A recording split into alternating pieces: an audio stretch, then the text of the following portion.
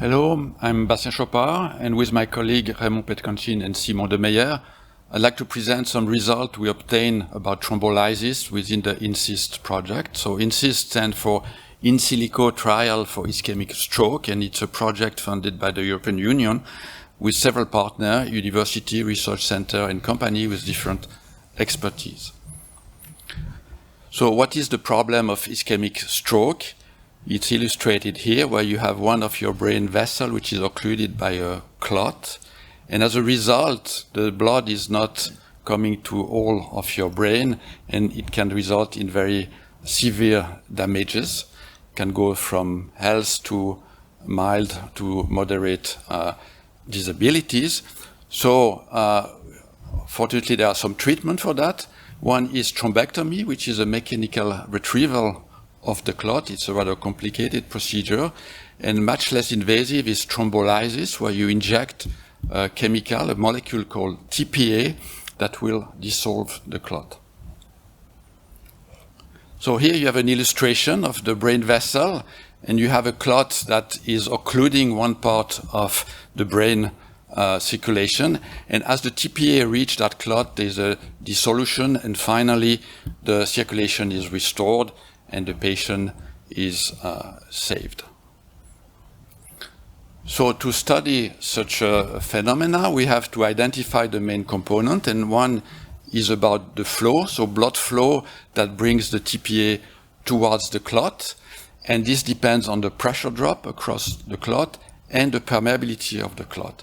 Second is the lysis, success of the lysis, which is the ability of the TPA to actually dissolve the clot, and that depends on its composition.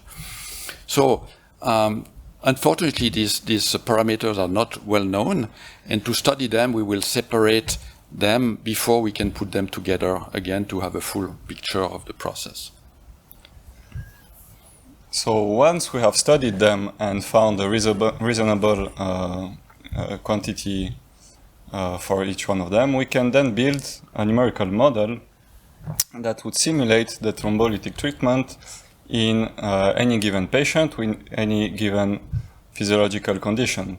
So here in green you see the injection of TPA through the patient artery, which will then start to dissolve the clot, which is in red, and while doing so, flow will be restored in the patient vessel, and thus we hope that the patient can be saved through this treatment. So how do we build such a model? So you need to start with a set of basic experiments that are reproducible to observe the process that you want to study. You need to identify the essential features and the basic components that can reproduce this process. So as Einstein put it, make everything as simple as possible, but not simpler. And you need to express the evolution of these features and components, and maybe also their interaction together into mathematical equations. Then you need to put these equations into a computer through computer code and make the computer calculate a solution for these equations. Finally, if the assumptions you made in your model are correct, you would be able to predict the outcome for any given experiment. So, following this procedure, we studied first of all the permeability of the clots and the evolution of the flow during the lysis. So, experiments were conducted at the University Libre de Bruxelles, where fibrin clots were placed in tubes with physiological fibrin concentration, and a solution containing TPA was placed above these clots, and the solution was able to seep through the clot due to gravity. And at regular time intervals, the length of the clot was measured. So here on the right you can see a simulation of the model that reproduces this experiment, and with this model we were able to reproduce similar results as in the experiments, such as the fact that we have a clear separation between the interface between the clot and the solution, and thus that the position of this interface accelerated constantly in time.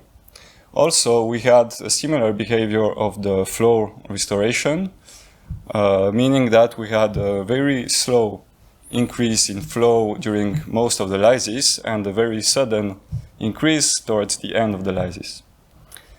So this is for the permeability and lysis conditions in homogeneous fibrin clots.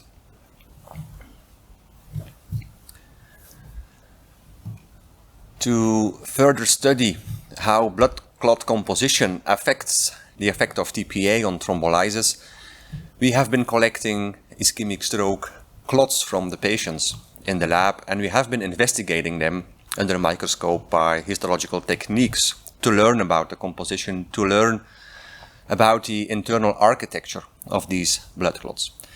And one of the main results or lessons from these studies was that these blood clots can be quite heterogeneous. Some clots are very platelet-rich, whereas other clots are very red blood cell-rich.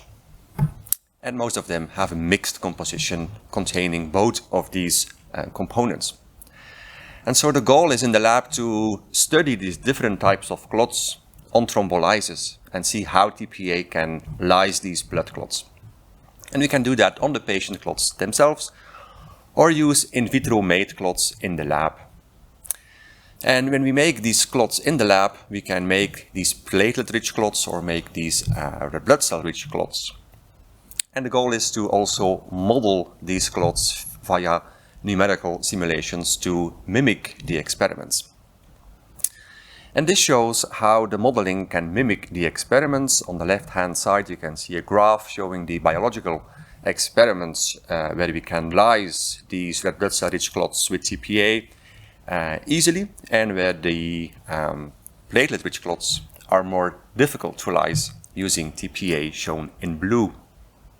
On the right-hand side, you can see the model itself, showing a blood clot containing blue parts, which is the platelet-rich parts, and red parts, which is the red blood cell-rich parts. And as you can see, the model nicely also shows that the platelet-rich areas are more difficult to lyse, and the red blood cell-rich areas are more easy to lyse, rendering lysis curves that are quite good, mimicking the real experimental data.